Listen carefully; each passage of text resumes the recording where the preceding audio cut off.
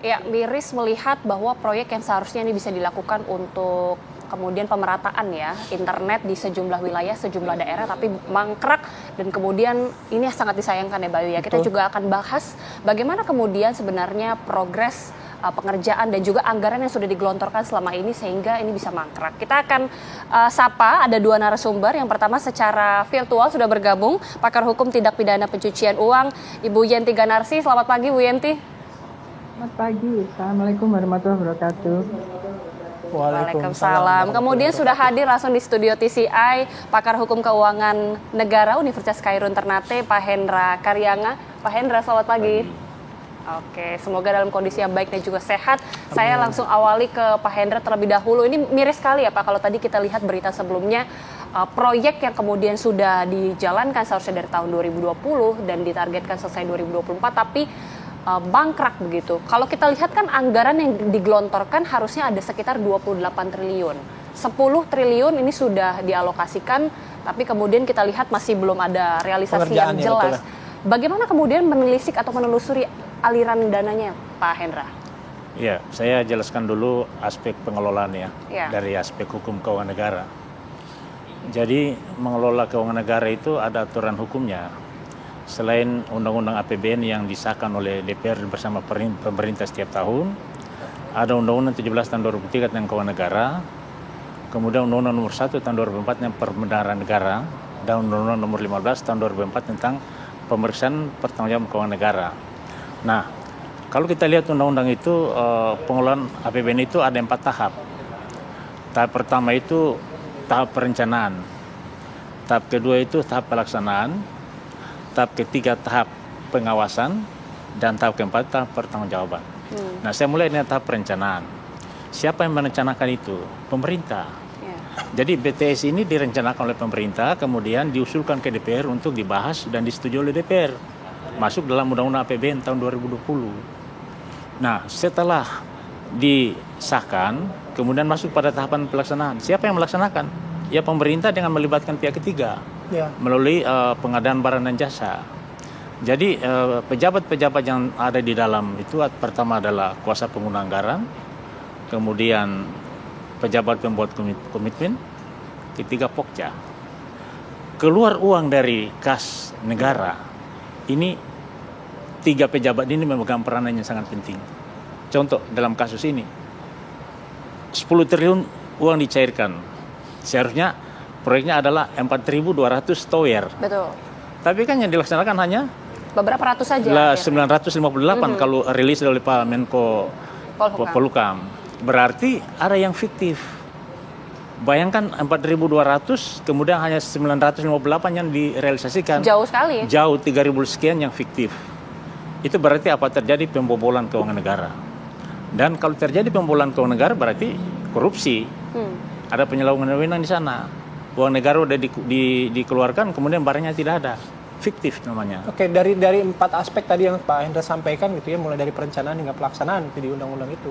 Nah, ketika dalam kasus ini sebenarnya dalam pelaksanaannya si perencana ini, pemerintah ini kan juga sepatutnya wajib mengawasi.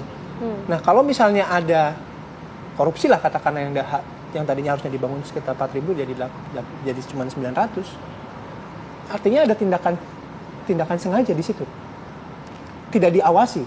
Iya, jadi kan pengawasan ini kan ada pengawasan internal dalam hal Inspektorat Jenderal, pengawasan eksternal BPKP, BPK, dan pengawasan dari politik anggaran DPR. Nah, saya lihat ini kasus ini korupsi pada saat terjadi pada saat pelaksanaan pengadaannya. Jadi mulai pada pemerintah menunjuk pihak ketiga dalam pemenangan tender ini udah bermasalah. Karena apa? Karena proyeknya tidak diselesaikan. 4.200 tower tidak diselesaikan, tapi kenapa anggarannya cair? Kan seharusnya net dulu ini, clear dulu ini, baru anggaran cair. Tapi dalam kasus ini kan anggaran cair dulu, Bu. Baru dibuat. Jadi ini udah pembobolan keuangan negara namanya ini. Alasannya pandemi kalau nggak salah Pak pada saat itu. Ya, kan diperpanjang. 2000 Desember 2000 kan diperpanjang lagi kan. Setelah diperpanjang dia adendum juga nggak bisa diselesaikan. Tapi kelihatannya nyata sekali korupsinya di sini. Proyeknya belum selesai, uangnya udah dicairkan. Oke. Artinya itu menjadi poin yang krusial juga ya, dan jadi evaluasi juga. Bagaimana kemudian tadi Pak Hendra menyebutkan, kan dari sisi pengawasan ini kan seharusnya diawasi oleh sejumlah pihak, salah satunya juga BPK. BPK kita tahu baru-baru ini juga sempat mengatakan sebenarnya sudah mulai ada kejanggalan atau sudah mulai mencium adanya hal yang tidak beres dalam proyek ini. Tapi menelusurinya itu sebenarnya memang harus bisa langsung dilakukan atau sebenarnya pada saat ini saja baru bisa ditelisik. Jadi ini proyek kan namanya mega proyek ya, proyek cukup besar. Jadi seharusnya dari awal start ini udah diawasi pelaksananya. Kan kalau BPK itu kan ada pengawasan namanya pengawasan kinerja, pengawasan rutin, dengan pengawasan dengan pemeriksaan dan tujuan tertentu yang diminta oleh KPK, kejaksaan maupun kepolisian. Nah, kalau pengawasan kan ada per triwulan. Ini kan barang ini kan udah 1 tahun ini tidak selesai. Mangkrak kan, kemudian diperpanjang lagi ke tahun berikut, juga tidak selesai. Seharusnya sudah ada temuan gitu.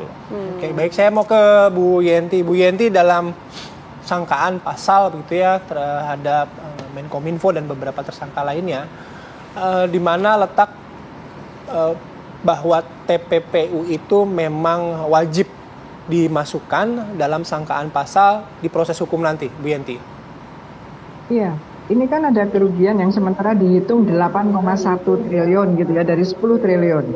Nah ini ternyata enggak, tadi sudah disebutkan ada 900 tower. Itu pun hanya beberapa yang pada akhirnya secara teknis dilihat tidak sampai setengah yang jalan dengan baik. Artinya apa? Pengawasannya itu jelas sekali bisa sebetulnya sejak awal itu indikasinya jelas. Nah kemudian ada kerugian 8,1 triliun sementara dihitung begitu. Nah sekarang posisi kita adalah bukan saja melihat seperti yang Pak Hendra sampaikan, bahwa di mana ya korupsinya awalnya, apakah di perencanaan, apakah di persetujuan DPR, ataukah di pelaksanaan dan pengawasan. Itu korupsinya. Yang jelas setelah korupsi itu keluar uang 8,1 yang tidak bisa dipertanggungjawabkan, tidak ada barangnya. Nah kita sekarang penegakan hukum bukan saja melihat siapa yang korupsi tadi, tetapi kita melihat juga uang 8,1 triliun itu kemana sekarang. Itu yang harus dicari, mencari itu, berbicara bahwa bagaimana mengembalikan uang negara, bagaimana menelusurinya, dan bisa dikembalikan itulah harusnya menggunakan TPPU. Meskipun menggunakan undang-undang korupsi itu bisa dengan kalau nanti terbukti, memerintahkan yang terpidana itu mengembalikan keuangan negara, tetapi tidak jelas itu ke siapa yang harus mengembalikan. Bukan hanya pelakunya saja, kalau dengan TPPU karena kita telusuri sendiri 8,1 T itu kemana, maka nanti mereka yang menerima 8,1 T inilah yang akan kita kenakan juga TPPU, selain yang melakukan korupsi. Misalnya nanti kalau terbukti ya Pak Plate ini memberikan kepada siapa saja. Tentu Pak Plate beliau tidak hanya sendiri, ada rekanan dan sebagainya. Termasuk rekanan itu kepada siapa saja, kepada istrinya, kepada anaknya. Semua itu adalah TPPU, karena pada mereka itulah uang ini bermuara, dan uang ini harus dikembalikan semaksimal mungkin. Dan nantinya berapapun itu dapatnya, seharusnya negara memprogramkan lagi bahwa masyarakat 3T itu berhak atas adanya layanan digital karena sudah merupakan kebutuhan primer. Ini menurut saya Pak Hendra ya.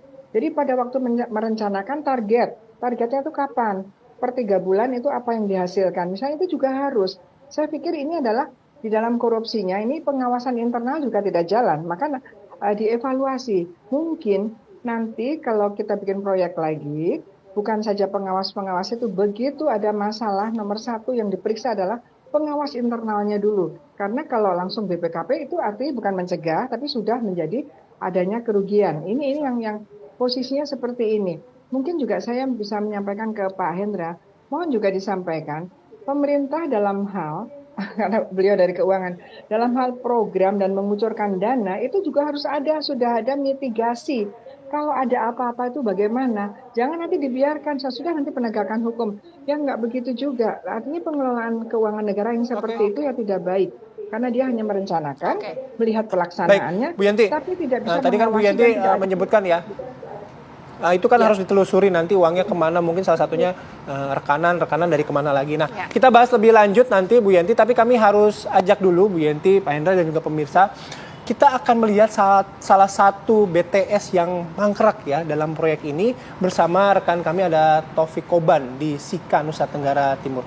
Taufik, bagaimana kondisi salah satu tower ya menjadi proyek BTS yang disoal ini? Ya baik, Bayu dan Dita.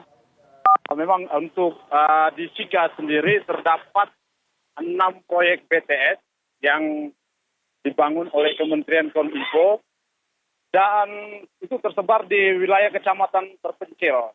Dari 6 tower BTS yang dibangun itu pada tahun 2022 kemarin, hingga kini baru 1 saja yang berfungsi.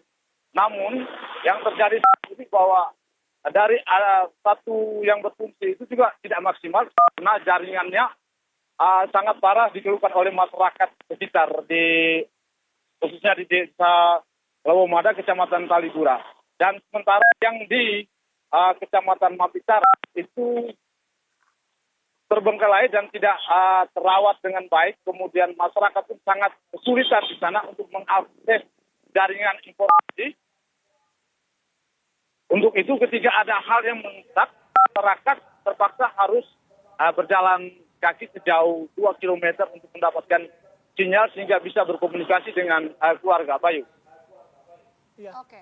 Tapi kalau misalnya dari 5 dari 6 itu tidak berfungsi begitu ya, seperti yang tadi Anda sampaikan.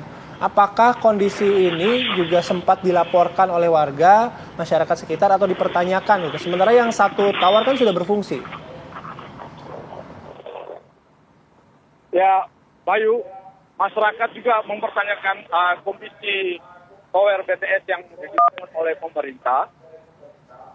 Tapi masyarakat sangat kesulitan untuk menyampaikan kepada siapa. Sementara kebutuhan masyarakat akan sinyal, terutama dalam satu kasus contoh misalnya untuk masyarakat, khususnya para pelajar. Itu mereka sangat kesulitan untuk mengakses jaringan internet ketika ada ujian online di sekolah mereka. Dan ini memang sudah terjadi sejak lama, diperparah lagi dengan adanya pembangunan BTS namun tidak berfungsi di mata masyarakat. Bayu. Oke. Kami melihat mungkin ini itu di belakang ada berbentuk seperti tower. Apakah itu salah satu tower yang mangkrak tersebut? Seperti apa kondisinya saat ini? Ya, Gita, di belakang ini ada salah satu tower yang dibangun oleh pemerintah, namun tower tersebut tidak berfungsi dan masyarakat sekitar kelurahan sini juga sangat mengeluhkan kondisi bahwa percuma membangun tapi tidak ada manfaat sama sekali untuk masyarakat dalam mengakses jaringan informasi maupun komunikasi via seluler. Oke.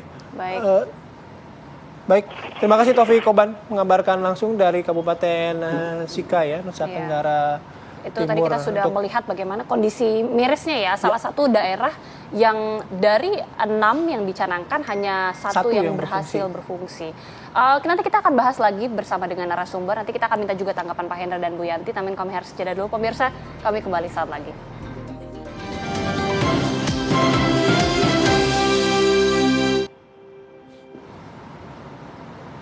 Anda kembali di Apa Kabar Indonesia Pagi. Saya mau langsung ke Bu Yenti lagi. Bu Yenti soal TPPU ya gitu. Soal aliran dana gitu. Dari amatan, keilmuan, kemudian pengalaman dan mengamati beberapa kasus korupsi terutama di pengadaan barang dan jasa gitu. Biasanya aliran dananya kemana saja? Ke pihak-pihak mana saja Bu Yenti? Ya pertama begini ya, kita harus lihat juga mereka lihat dulu pelaku dari korupsinya itu. Dari mereka itu nanti akan mengalir kemana saja, kemana, apakah pertama ya ke keluarga pastinya ya, ke keluarga atau bahkan mengalir ke rekening yang bersangkutan yang lain, itu juga sudah TPPU. Jadi saya katakan ketika ada korupsi yang seperti ini, apalagi 2021, ini kan multi years, kemudian ditambah lagi karena belum jalan, itu berarti kan ini memang sudah ada pengaliran dana itu sejak awal, dana hasil korupsi, artinya yang mangkrak pertama karena mau mangkrak, kemudian ditambah waktu mangkrak pertama itu kemana uangnya, apa yang terjadi, itu kan korupsi. Nah kemudian kita lihat orang-orangnya, itu pasti sudah ada TPPU-nya pasti. Jadi ini sekarang tinggal Kejaksaan Agung bisa nggak bukan ada apa tidak, bisa tidak melacak semua kemana uang-uang itu, karena kita perlu masyarakat mengatakan bahasanya biar mudah ya ke masyarakat, dimiskinkan misalnya minimal dimiskinkan kembali orang-orang itu dari uang hasil 8,1 T ini, dan kemudian nanti pemerintah dari uang-uang itu pemerintah membuat satu program lagi untuk membuat program bahwa BTS itu harus ada, karena itulah namanya pemulihan aset, pemulihan kebutuhan, pemulihan peruntukan. Saya kira perencanaan program pemerintah berkaitan dengan keuangan negara yang sudah diprogramkan itu harus dicari, harus sampai selesai, harus sampai output, sampai selesai. Kalau tidak selesai, dicari menggunakan, kalau itu terjadi kejahatan, korupsi terutama, itu digunakan TPPU untuk merampas kembali dapatnya berapa, karena ya khawatir juga tidak mungkin dapat 100%. Dan ini konsekuensi pemerintah nanti harus menganggarkan lagi sesuai dengan itu. Artinya apa? Ada juga namanya tanggung jawab pemerintah, jangan membiarkan pengawasannya sejak awal. Saya mohon maaf kepada Pak Hendra. Pak Hendra, jangan-jangan mulai di perencanaan sudah ada tanda-tanda akan korupsi. Kita lihat 5 rekanan itu, bagaimana assessment terhadap mereka. Betulkah? Siapa saja yang memetakan tadinya? Ini adakah sudah sejak awal adanya korupsi? Ini berbahaya sekali. Menurut saya ini korupsi yang sangat serius ya, sangat besar, karena ini persentase walaupun 8,1, tapi ini dari 10 triliun. Artinya apa ya, sangat menyakitkan hati masyarakat, sangat miris, apalagi terhadap kebutuhan yang pada waktu sangat primer. Seperti tadi saya nggak bisa dengar yang dari Sika. Nah, ini akibat dari BTS Tower itu tidak terpasang dengan baik. Nah ini seperti ini, pada waktu itu saya pernah juga waktu ada di running text bahwa no lemot system lah ya, sinyal lah ya di Indonesia Timur katanya gitu. Saya bilang begini, apa iya di Indonesia Timur, sementara saya saja lihat kalau sudah sampai ke Sentul saja tidak ada sinyal. Jadi waktu awal-awal itu ini benar nggak sih pemerintah gitu ya, dengan bangganya ada Bakti Kominfo. Nah Bakti ini proyek Bakti, ini sama dengan proyek yang sangat mendasar ya, melukai hati masyarakat yang pada saat itu ada kebutuhan yang sangat primer dalam kondisi kita kena COVID. Kita berharap nanti kalau buktinya cukup dan kemudian mengalir mudah-mudahan ke pengadilan, mudah-mudahan tidak adalah nanti meringankan karena pernah menjadi menteri dan berhasil, enggak lah itu. Ini juga karena gini, putusan-putusan yang pertimbangannya itu tidak tepat, itu juga menjadi faktor kriminogen, faktor yang membuat orang-orang tidak jera, membuat orang-orang lain, menteri-menteri lain juga berani melakukan itu di kemudian hari. Jadi ini ada beberapa evaluasi, baik evaluasi penganggaran dan pelaksanaan pengawasan kinerja rutin, menjadi kinerja evaluasi per bulan juga dan tentunya. sebagainya. Ya, mulai dari perencanaan sampai tadi pelaksanaan. mengutip kata Bu Yenti, yang menyalahgunakan anggaran ini harus dimiskinkan kalau istilah kejamnya ya. Pak Hendra, ini kan artinya sudah ada 8 triliun yang sia-sia. Tadi kalau kata Bu Henti, ini harus ditelusuri pihak-pihaknya. Jangan-jangan dari mulai tahap perencanaan saja ini sudah mulai ada indikasi korupsinya. Jadi ini harus bergerak dari mana awalnya untuk penelusuran ini? Jadi korupsi keuangan negara itu terjadi bisa pada tahap perencanaan udah ada. Karena pada tahap perencanaan itu pemerintah dan DPR menetapkan programnya, mengesahkan programnya. Dalam program itu udah tercantum nama proyeknya, harga satuannya, lokasinya di mana. Nah ini bisa dijual keluar ini kalau memang niatnya jahat untuk korupsi. Dan saya percaya ini pada saat perencanaan sudah terjadi. Pada saat perencanaan saja sudah terjadi. Karena pihak ketiga yang dimenangkan dalam tender juga tidak mampu melaksanakan pekerjaan itu. Bayangkan saja 4.200 tower, kemudian hanya dikerjakan 958. 3.000 sekian laut. Artinya apa? Bahwa sudah ada niat pada saat perencanaan dan terjadi pembobolan pada saat pelaksanaan. Jadi menurut saya ini praktik pembobolan keuangan negara karena melibatkan orang dalam, dan terjadi perampokan uang negara karena melibatkan orang luar, pihak ketiga untuk ambil uang itu. Dan itu antara perencanaan negara dalam hal ini Kominfo dan si vendor. Ya. Artinya ada dua pihak itu yang paling inti, yang paling utama membobol uang negara itu. Jadi pembobolan uang negara saya katakan itu terjadi karena melibatkan pihak dalam. Ini kan ibarat keran ini, kalau tidak dibuka, ini barang tidak akan keluar. Siapa yang membukanya itu? Kuasa pengguna anggaran, PPK. Jadi perintah pencairan uang itu berdasarkan perintah dari kuasa pengguna anggaran. Dikeluarkan perintah itu dasar apa? Usulan dari permintaan dari pejabat pembuat komitmen bahwa barang sudah selesai, baru bisa dicairkan uang. Ya, dalam kasus ini kan fiktif kan? 3.000 sekian tidak ada barang tapi uangnya udah cair. Jadi ini pembobolan keuangan negara yang luar biasa. Analisa Pak Hendra seperti apa? Bagaimana bisa anggaran ini sudah dicairkan tapi sebenarnya bahkan proyeknya ini bukannya terlambat ya, tapi tidak ada analisanya kenapa ini bisa sampai seberani ini begitu ya Pak Hendra? Karena ada unsur kolusinya di situ. Jadi seharusnya yang normal itu tidak bisa dicairkan uangnya kalau barang tidak selesai. Normalnya. Tapi kasus ini barang tidak ada, uang sudah dicairkan, dasar apa pencairan uang itu kan mesti dokumen pekerjaan bahwa ini sudah 100% selesai disampaikan oleh PPK ke kuasa pengguna anggaran, baru itu cair uang. Tapi dalam kasus ini tidak seperti yang kita bayangkan gitu. Ini luar biasa, menurut saya ini udah nekat ini. Nekat kalau istilahnya ya. Bu Yenti, ini kan kalau tadi mengutip kata Pak Hendra, ini anggaran sudah dicairkan tapi proyeknya ini tidak ada. Ini bisa dikatakan sesuatu yang nekat. Bagaimana kemudian menelusuri, artinya ada pihak-pihak yang kemudian bisa juga terlibat, tidak hanya pihak-pihak yang terlibat daripada tahap perencanaan maupun tahap pengawasan, tapi juga orang-orang yang kemudian bisa meyakinkan orang-orang yang sudah terlibat ini bahwa proyek ini aman lah kalau untuk dilanjutkan. Bukan masalah dilanjutkan aman, tapi janji pemerintah terhadap warga negaranya atas adanya fasilitasnya harus dipenuhi. Inilah konsekuensinya, tidak bisa karena ada korupsi terus nggak dilanjutkan. Dilanjutkan ya dibongkar semua, nanti diganti semua orang-orangnya, personelnya diganti dan sebagainya.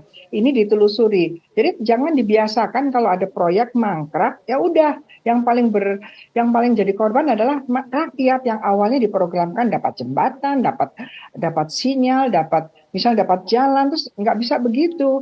Jadi jangan di atasnya main-main sendiri, oh ya nanti di penjara dan sebagainya pakai TPPU, tapi uangnya tidak kembali juga kepada proyek ini. Makanya nanti dalam Asset Recovery Act itu, Undang-Undang Asset Recovery, harus putusan pengadilan itu harus dikembalikan ke negara secu, ke Menkominfo untuk proyek ini, harus begitu. Di internasional semua seperti itu. Maka namanya recovery.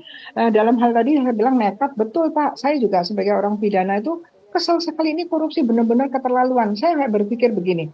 Sejak awal ada pembiaran, bahkan jangan-jangan ada yang merestui.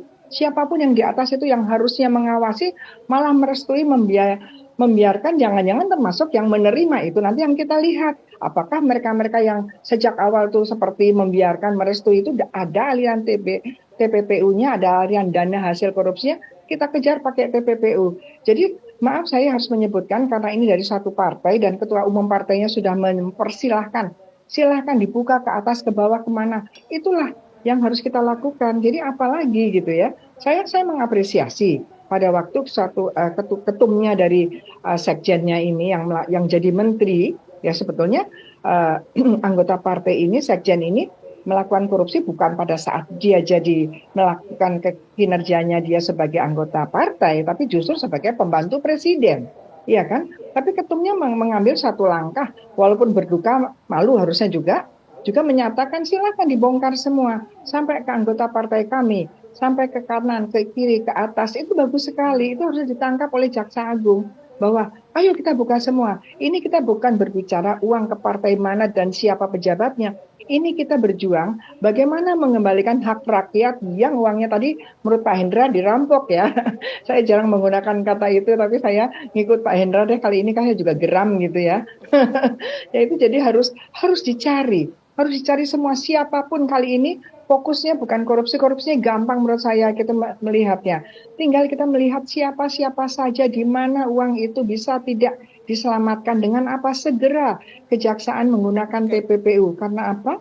Karena TPPU itu memberikan fasilitas lebih mudah, bisa membuka rahasia keuangan orang-orang yang dituju untuk kita mengamankan uang-uang itu apakah masih di dalam rekening ataukah sudah menjadi properti atau masuk ke perusahaan lain atau bahkan masuk ke partai.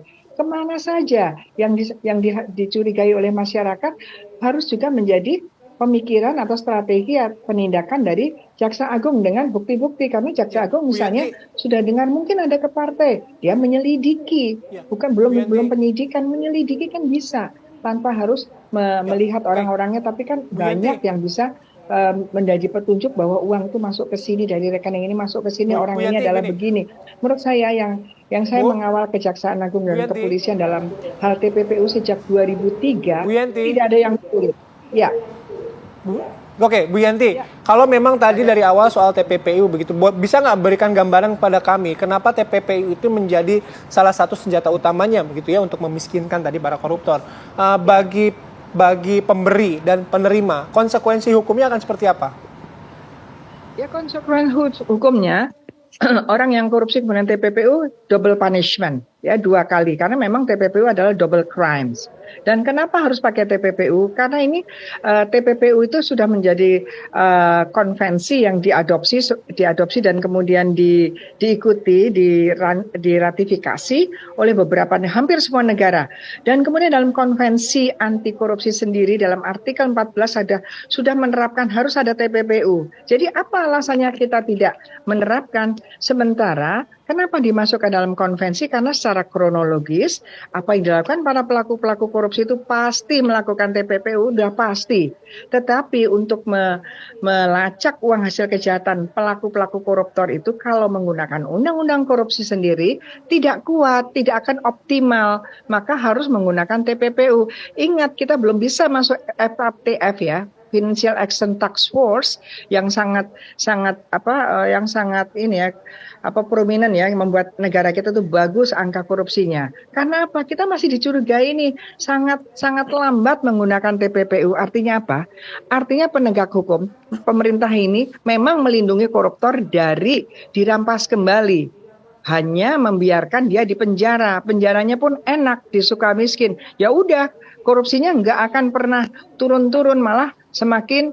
Ini kan sekarang maaf ya, korupsinya sudah bukan lagi kalau orang kaya tuh crazy rich, ini ya crazy corruption ya. Jadi udah luar biasa. Jadi kalau kita tidak bebenah, Jaksa Agung saya berharap tidak ragu-ragu lagi, siapa saja buka saja. Karena kita negara ini bukan negara orang-orang tertentu, partai-partai tertentu, tapi negara yang masyarakatnya 260 juta yang memang memerlukan kesejahteraan sebagai janji dari para pejabat-pejabatnya. Demikian, jadi dengan TPPU itulah kita bisa menelusuri dimanapun, bahkan kalau uang itu bukan pada koruptornya. Menarik tadi Bu Yenti mengatakan bahwa penegakan hukum ini sebenarnya masih cukup lemah, Pak Hendra. Dari undang-undang korupsi ini masih belum kuat, seharusnya TPPU ini yang harus diterapkan. Apakah melihat seperti itu juga, Pak Hendra? Jadi sebaik apapun undang-undang ya dibuat, tapi kalau dilaksanakan oleh aparat yang brengsek, nggak baik juga. Undang-undang baik, tapi kalau dilaksanakan oleh aparat penegak hukum yang baik, jadi baik. Jadi TPPU memang salah satu instrumen hukum yang harus digunakan untuk menjerat para pelaku korupsi dan menelusuri kemana uang itu mengalir. Tapi begini, saya lihat ini kasus ini luar biasa ini, korupsi yang nekat namanya. Karena pengadaan barang dan jasa 4.200 tower, tetapi yang dikerjakan hanya 956, uangnya sudah cair 100%. Oke. Ini korupsi nekat namanya. Jadi saya pikir penegak hukum dalam hal ini Kejaksaan Agung harus mengusut tuntas. Tidak hanya terlibat menteri, karena uang mengalir dari kas negara itu banyak, pertama kuasa pengguna anggaran yang memerintahkan, tapi diminta oleh pejabat pembuat komitmen. Pejabat kemudian meminta itu ke kuasa pengguna anggaran apabila barang itu sudah selesai 100%. Ini barang tidak ada, fiktif, diminta oleh kuasa pejabat pembuat komitmen. Berarti korupsi bukan hanya pada menteri saja, tapi sudah menjalar kemana-mana ini. Harus menjadi evaluasi bersama ya. Dan proses hukumnya memang punya semangat untuk menghentikan dan membuat jera tadi ya para koruptor. Sekali lagi, Pak Hendra, terima kasih ya waktunya. Terima kasih Pak Bu Hendra. Terima kasih sudah bergabung bersama kami pagi hari ini. Selamat beraktivitas kembali. Assalamualaikum warahmatullahi wabarakatuh. Oke, kami jeda, nanti kami kembali dengan informasi mengenai taksi ilegal yang beroperasi di Bandara Soekarno